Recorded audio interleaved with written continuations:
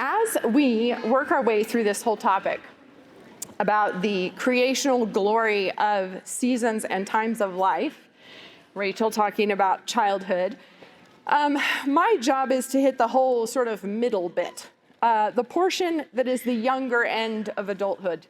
So Mom is going to talk later about aging, but my focus is that sort of middle young adult period. But I actually want to focus on the single years, and I want to try to focus on the single years not in a way that excludes all the people who are, in the young family phase of life, but hopefully in a way that will apply to them as well. But I just kind of want to zero in a little bit on the phase of singlehood. Every phase of life, it has its own set of unique challenges, temptations, and singlehood is certainly not unique in the fact that it can be complicated or difficult. But the complications of singleness for a faithful, conservative Christian girl in our day it's so vague. But what are you supposed to be doing? Really, though, what am I supposed to be doing during this time? So while there are challenges in other phases of life, this one is just kind of uniquely open-ended, sort of I don't know what I'm supposed to be doing right now. So I want to begin by just talking about, the sort of awkwardness of single years, but I hope to do it in a way that will be applicable to married women as well. Too often, I think we view the single years and the married years as two completely different phases, right? You're in phase one, and then you sort of get bumped to phase two. And when you're in phase one, you're just kind of in limbo for an unspecified amount of time, and you're just sort of waiting until your number comes up, and then you'll move on to phase two. And in a conservative setting, everyone praises phase two, right? Everybody thinks phase two is where all the action is. And so once you hit that, you can have a calling, right? That's when you can actually do what's fruitful. You've got creation mandate, all sorts of stuff. And that's where you can give yourself to the work and you can know what it is you're supposed to be about. But in the meantime, here you are in phase one. So what are you supposed to do with that? Are you supposed to just kind of hang out? Are you supposed to practice being domestic? Are you supposed to go to college? What if you're not married at the end of college? Are you supposed to then just continue and go to grad school just because you're just waiting around? Should you get a job? What kind of a job? Should it just be a placeholder job? Something you don't really care about, just something to fill the time? Or does it have to be a job that only focuses on domestic stuff? So you could work at a fabric store. Are you supposed to pursue a career?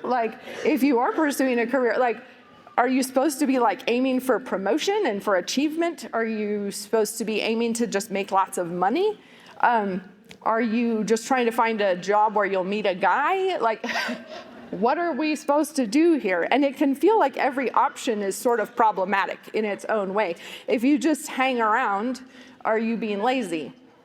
If you pursue a career, are you being a feminist? If someone asks you what your plans are, and you say you want to get married, then that sounds like needy and desperate, kind of, you're putting yourself on the clearance rack, sort of reduced for quick sale with one of those big yellow signs, But if you say you want to become a lawyer, then people will think you're a closet feminist and you're not good wife material. So it's all very awkward, right? And if you're in a community that values the work of domestic women, then when you're in phase one, you can feel like there's this play that's being performed on stage, and you're sitting backstage because you haven't been given a part, right? So it's kind of like you're just waiting till you too can go out and have a part. Now, this is obviously a very niche problem because in most of America, I don't think people would even begin to understand what I'm talking about right now. Right? I mean, our culture is so at war with the family, at war with marriage, at war with just children, the idea of men and women generally. Most single women just assume their job is to chase a career, and they never even begin to question it, right? The thought never enters their heads. And in most of the Christian church, it's the same. So the mantra of never be dependent on a man, it's gotten embedded very deep. And if I was in front of an audience of that kind of woman, I would spend the entire time in this talk focusing on the importance of domesticity and the potency of the home and the high calling of motherhood and whatever. Because you always, depending on the crowd, it's like, which way are you going to lean in the canoe, right? But I don't think I'm looking at a room full of aspiring girl bosses. Grace Agenda is kind of a self-selecting audience. And so I'm guessing that when I talk about the awkwardness of single life, I'm guessing it resonates in this room differently than it would if I was talking to, a bunch of career politician women or something. So if you're part of a conservative Christian community, then you probably are surrounded by an appreciation of domesticity. After all, we know that God prizes that. And, it's something that probably you hope to aspire to, right? It's something that you want to be able to move into. But if you are thinking of yourself as sitting in the waiting room, just waiting to get called, or sitting backstage waiting to get a part so that you can do something, then how are you supposed to fill your time until you can step into that domestic role? Like maybe you just need to sign up with a married woman somewhere and help her out, like she has a part on stage, so I'll just try to be her understudy, and like follow her around. So you shadow her, help her with her dishes and her laundry and her kids. Like you're a mother's little helper, but you're too old for that, so you're basically unpaid domestic labor. That option can get quite weird. And I think that actually is something that a lot of communities, they think that's what you're supposed to do, is like, I guess I just find another woman's household that I'll just attach myself to, and I'll just kind of practice being domestic there. But now you've got two women in the same house, both doing the wife duties, when only one of them is the wife. And that's just real strange, and don't do it. I don't mean that as like, don't learn from married women. Of course, if she's like, come over, I'm gonna show you how to make sourdough, or I'm gonna whatever. Or you just wanna help her out. That's not what I'm talking about. You know what I mean, where you almost get folded into the family, but as wife part B. So I just would urge you not to feel like that is what you have to do. Or you're single and available, so basically you just need to become the church babysitter until a man shows up, right? Because you're supposed to be like into kids, so we'll just call her to do all the babysitting. There's plenty of chatter out there in the edifying world of the internet that acts like that's what your single years should be. That you're just supposed to be helping out the married woman or practicing your recipes, and you're just gonna stay there until a guy comes along. But I want to argue that we really need to reframe the whole discussion. You aren't in a waiting room right now. You aren't backstage. This isn't the part of your life where you don't have a calling, so you just need to help other people with their callings. I think that is just a fundamentally mistaken view. But before I get to the part where we talk about what the calling actually is, I think there is a very foundational point about your identity that is fundamental to the calling. So before we talk about the calling itself, what is your identity? So you are a Christian woman, first and foremost, when you're single, and you're a Christian woman, first and foremost, when you're married. You are the same person, the same Christian, your duties are the same. Not only that, the kind of Christian woman you are when you're single is the exact kind of Christian woman you will be the day after your wedding. So a fundamental part of your identity will have shifted, but not the most fundamental part, right? Like a part of your identity changes, but not the most important part of your identity. That remains the same. So what kind of a Christian are you? If you're a discontent single woman, you will be a discontented wife. If you are a lazy single woman, you will be a lazy wife. If you're a worried single woman, you will be a worried wife. If you're an unambitious single woman, you will be an unambitious wife. The circumstance may change, but you will remain the same person that you were. There's no doubt that there are trials associated with being single. There are challenges, there are heartaches, there are sorrows, but as every married woman in the room will tell you, there are trials that come after you're married also. There will be challenges, there will be heartaches, there will be sorrows.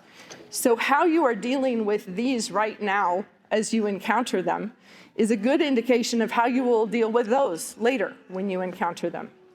So the first and most important thing I think single women need to focus on is the state of their soul. and the quality of their obedience, right? You cannot sit around and think about how hard and awful everything is just waiting for a man to come along who will wave the magic wand and put a ring on your finger, and then you'll live happily ever after with no more hard times. Get good at facing the challenge now with joy and contentment and grace and faithfulness. That is an incredibly transferable skill for when you're married and how you will face different challenges then. And to the young married women, I honestly think that this mistaken mindset in your single years can set you up for great discontent later after you're married. Are you resenting the difficulties of life because back when you were single, you thought that this was supposed to fix everything, and then it didn't, and things are still hard, and so you kind of feel like you were sold a dud product, like something is wrong with him because it didn't take away all the hard times. Do you feel like this isn't the way it's supposed to be? Do you resent the reality of life because you did believe the fairy tale?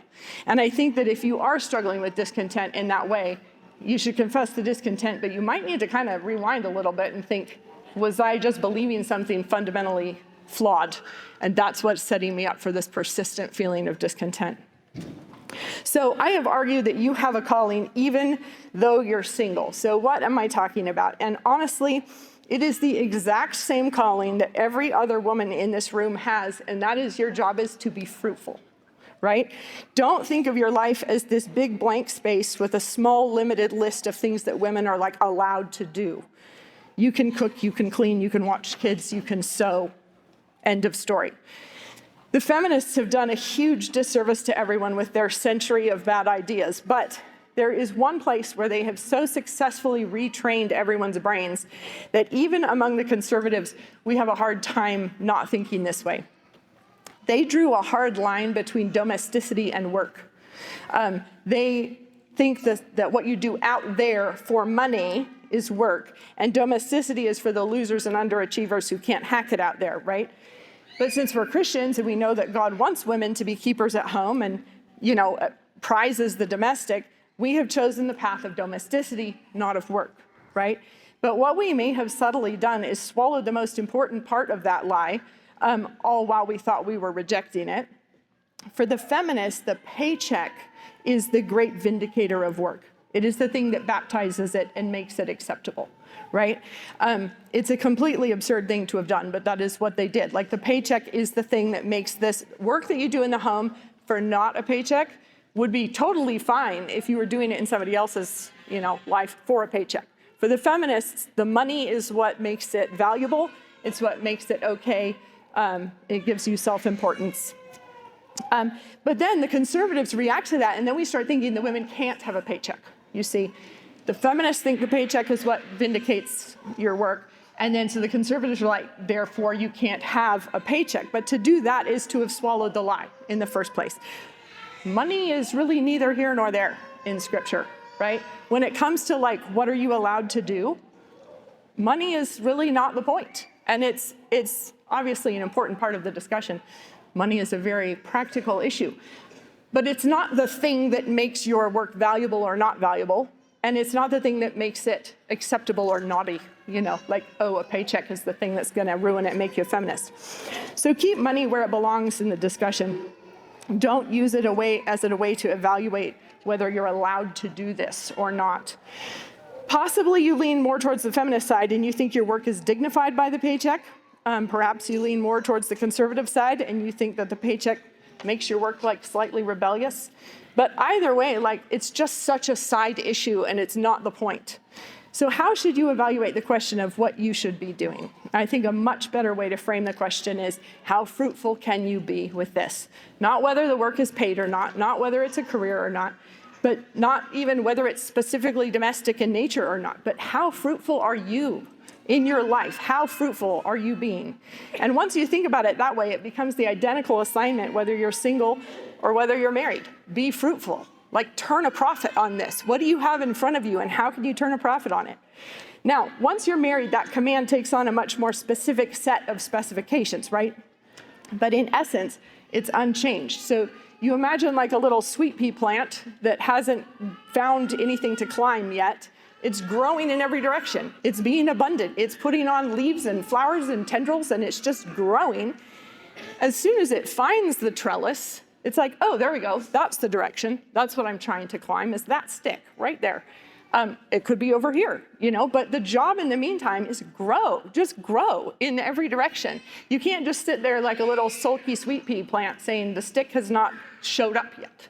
And once it does, then I will begin to try to climb. No, you should be being abundant. You should be fruitful. You should be growing. You should be turning a profit on it. And then sure, once the man shows up, it does give clarity. Now like, oh, okay, that direction. But before that, just spend your time growing. So ask yourself, where can you bear the most fruit rather than what am I allowed to do? And why is it so hard for me?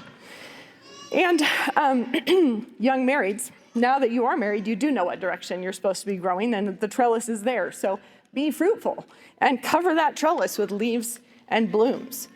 So the general charge to everyone in all of this is wherever God has you at the moment, be fruitful and be faithful. In the next part, Mom's going to come up, we're going to talk, but we're going to try to dig a little further into more kind of like specifically what are ways you could evaluate whether something is fruitful or not. So I just want to frame that discussion a little bit before Mom comes up and we talk more about it. But the difference between fruitfulness and self-indulgence is a really big one. And I think that is one question you can be asking yourself is, am I being fruitful or am I being self-indulgent? The difference is not necessarily in calories expended, like if you're working hard or not working hard. You can be incredibly self-indulgent even with a high-paying, high-powered job. You can be really, you could be working hard, making a lot of money, and just being really self-indulgent. And you could be working for no money at all and being incredibly fruitful, right? But it can go the other way as well. You could have a woman with a great job making a lot of money and being incredibly fruitful, and you could have a woman sitting in her home being self-indulgent, right? Even though she's in the right place. So it's really not about the paycheck, and it's not about where you're standing. It's about how are you behaving given these circumstances? Which direction are you facing? And I think one of the fundamental differences is just right in the word fruitfulness. Is like, are other people being fed? Right? Is there any blessing pointed outwards? Or is this all about me? So it's not about whether you're working really hard. It's about how are you impacting others? And that is just a huge field. There are so many possibilities there. It's not just literally, are you taking people? Are you signing up for the meal train? That's not what I mean. It's like, are you actually blessing people around you? That's what fruitfulness looks like. It doesn't look like a life of, well, I'm a hard worker, so that's really all that counts. So you don't want to be like the fig tree that Jesus cursed, lots of leaves, but no figs anywhere to feed people, right? So don't think that there's a list of approved activities that you have to choose from, and more ask yourself, what can I do with this, with what God has given me? The difference between blessing others versus polishing up your own resume for marriage is also a difference. That's like sort of a key thing. You could spend your single years working on your resume, like sourdough, check. Organizing the closets, check. Learn to sew, check. That's you focusing on your resume, right? Or you could actually be trying to bless people around you, and you could be being faithful and fruitful and abundant, and it turns out that's actually a much better resume, if you want to think about it that way. Because you could be just sitting there practicing all your little skills that you think are going to serve you well in, once you're married. You're going to get your sourdough perfected, and you're going to marry a man who doesn't like sourdough. That'll be rough.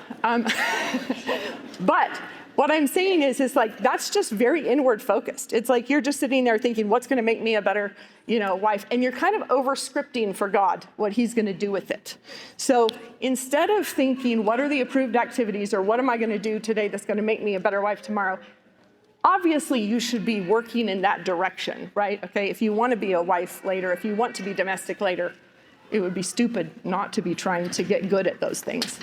But I just mean, don't think of it as I'm just here backstage, I'm just working on my resume, I hope sometime I'm going to get a part.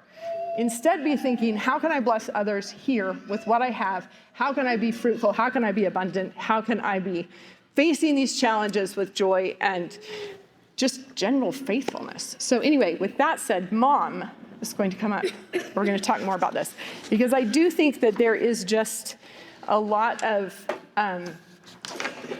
Yeah, I think because single girls who want to get married, they feel like, obviously, maybe I should just be staying in this one little narrow lane. I'm handing this over to you. Well, I was thinking it's the difference between doing and being. The do all these things, but that's actually the result of the being, not the other way around. We want to be faithful women and not just be busy doing. So that's one aspect of this. Yeah, which is the sort of the identity. I got that from somewhere. I don't know who. But the other thing I think you were hitting on is for single women who are wondering, like, well, what am I supposed to be exactly now?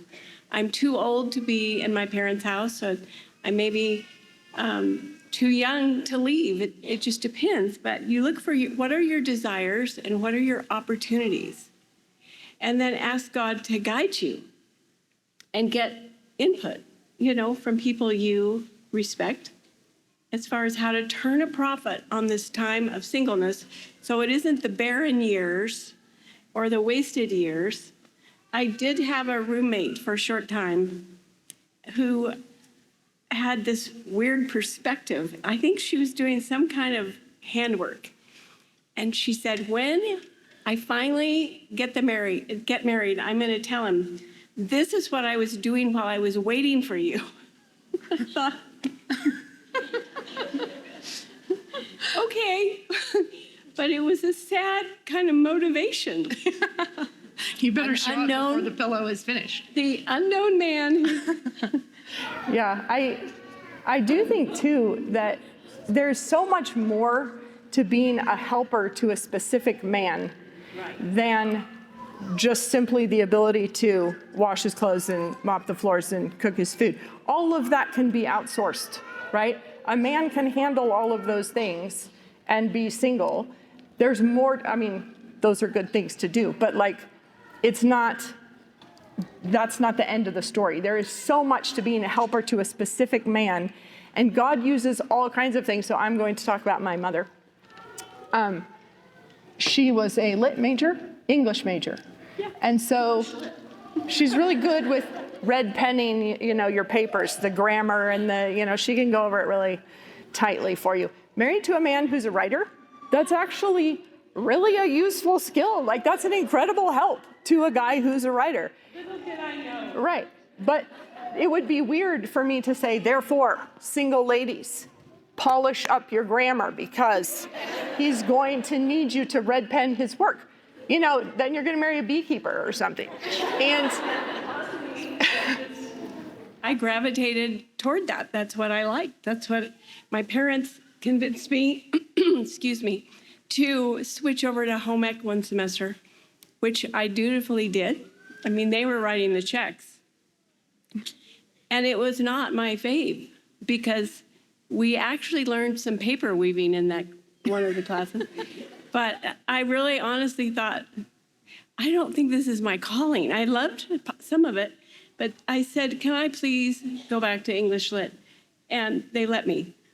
I'm not disparaging home ec guys at all, but it was boring. The classes I had for just a newbie, and chemistry was interesting. But I just mean you could also have let's say you're a bookkeeper and that's what you're doing, and you feel like, well, this isn't very domestic, and I feel like maybe I shouldn't be doing this and whatever. Well, maybe someday you and your husband are starting a classical Christian school and they need a bookkeeper. And it turns out that actually the things that you are giving yourself to are actually serving that role of being a helper to a man someday. And it doesn't have to be just do you know how to iron? Good, that's good enough. There's so much scope.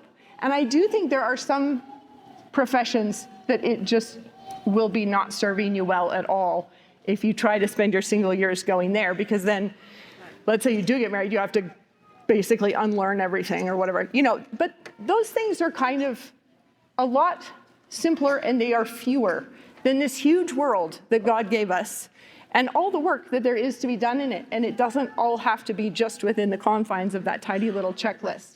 Right. When we want to be creative and just use the gifts and the inclinations, that's what I mean, your desires, and be faithful. And later we will see how God used it. I wasn't preparing to be a grammar teacher at Logos, which I did become. In fact, I said I don't ever want to teach. And lo, I taught many a year, and I loved it. I loved it. But I'm just saying, God's in charge, and he'll surprise you.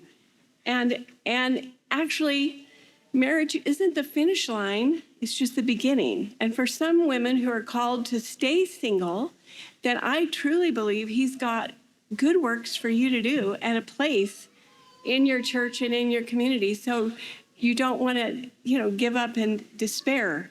It's, there's no shame in being single. Well, and also, like, if you just look around at the women you admire who are married, say, and what they do, the fruitfulness that they, like, if you can picture somebody that embodies that fruitfulness, I would guess that a whole bunch of it is not because she's married, right? Like, well, I'm going to pick on Rachel too. Running the block party or the Bible reading challenge or whatever. Is any of that just because, like, well, luckily she's married? It's like, no. And in fact, being married is probably a significant, means she can't go as far in those things as she could if she had more time. So that's true. She wouldn't be grilling the meat, but you would have found a lot of guys to do it for you. And so I do think, like, look at the sort of fruit that other women exhibit, and don't feel like you're not allowed to do that until you have a ring or something. Jump in now. And like I said, like, imagine applying for a job where you have a transcript. This is what these are the grades I got, versus here are all the recommends that I have from previous employers, and here's all my experience, right? Those are two very different job interviews, right? And so don't think of your single years as like, I'm just getting all my little skills and I'm going to tick them all off and I have this transcript right here. It's like, no, just get out there now and be fruitful now and be abundant now and be productive now. And that's like getting a better resume. So now I'm going to tell Rebekah's story.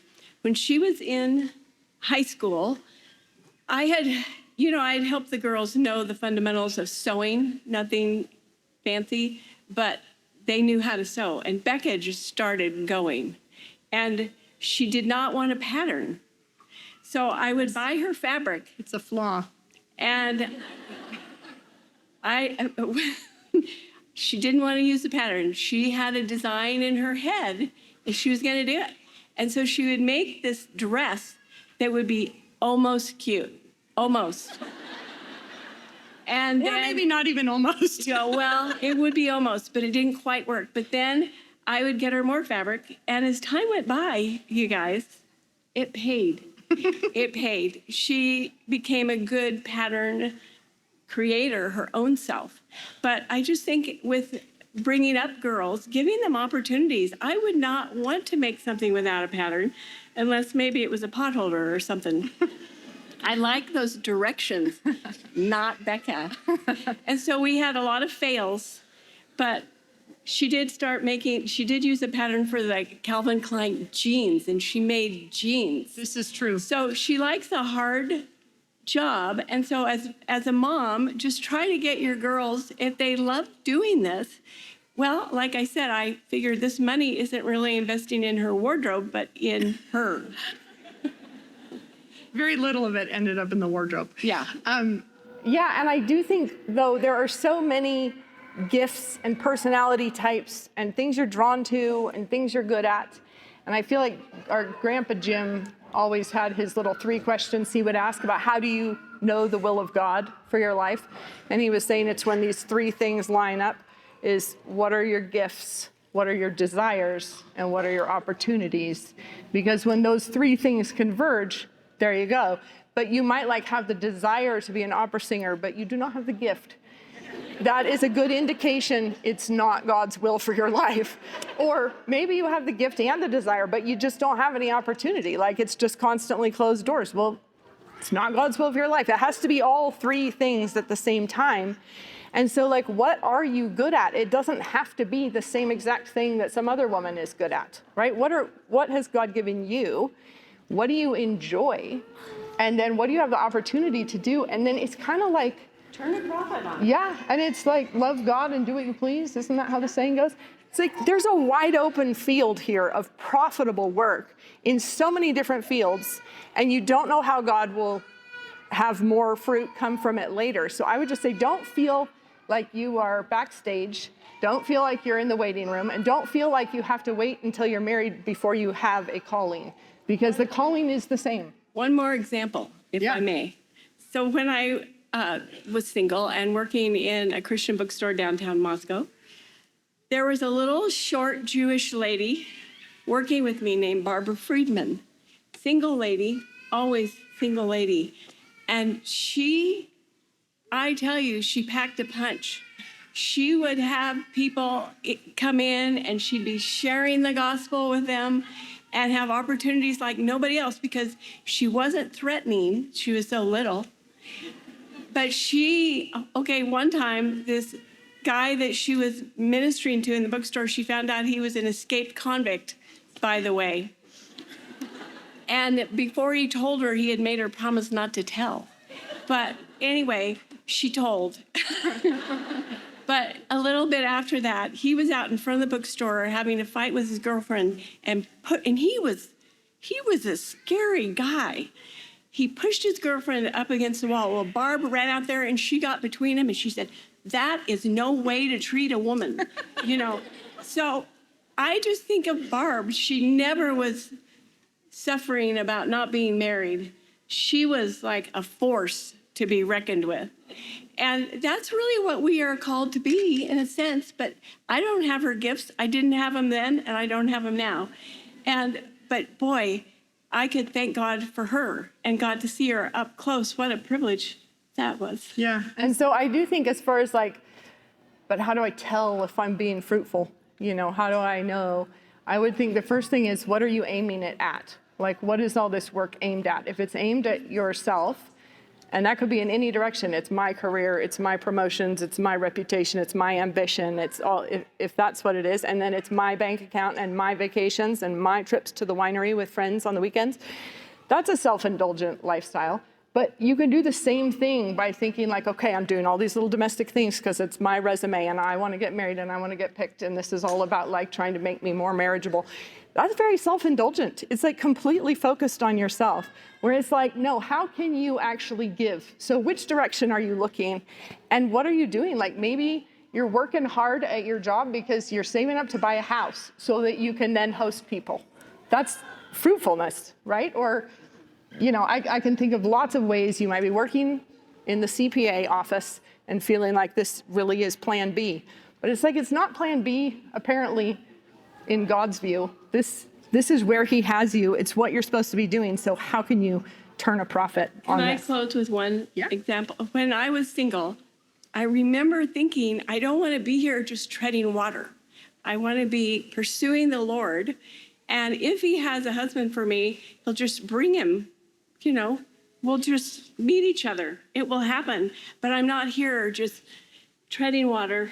Where, oh Lord, where is he? It's no, I have direction and purpose and moving forward. Well, and when you were single, you joined InterVarsity, right? And we're leading Bible studies and things, which turned out is also useful when you marry a pastor and have to spend the rest of your life leading Bible studies and stuff. There's just things that you don't know which pieces of your story God is going to weave into something that will make sense later. So I do think Ben always jokes about how for a while there it seemed like God was drunk driving with his life, with his career, where it was he thought he was going to go into the ministry, so he was pursuing that. Then it was actually he was getting pulled into teaching at NSA, so he was pursuing that. And then he was okay, this is great, I want to do this, but I should get a degree. So we sell everything, move to Oxford, he gets his PhD, comes back, doesn't have a job now at NSA. I mean, NSA is a small college and they'd had to fill it, right? So it was okay. So then he ends up back at the church, working for the church as the executive minister. And that was great too. But then it was but why did I get a PhD if this is what I'm doing? But, he was preaching, he was doing stuff he enjoyed. And then after a few years of being executive minister, where you are running a business, essentially, you're handling a lot of the daily stuff that goes on. It's not all just ministry. And then, as God would have it, he ended up as the president of New St. Andrews, which you had to have been an academic and you actually have to have business experience. And it was like, oh, turns out God was not drunk driving with our lucky. It's like, oh, and you don't necessarily see it now, and you might not see why this lit major, this feels like whatever, a waste, but you don't know what God has in the future, and you can't over-script for him what he's going to do with it. So run right now. All right?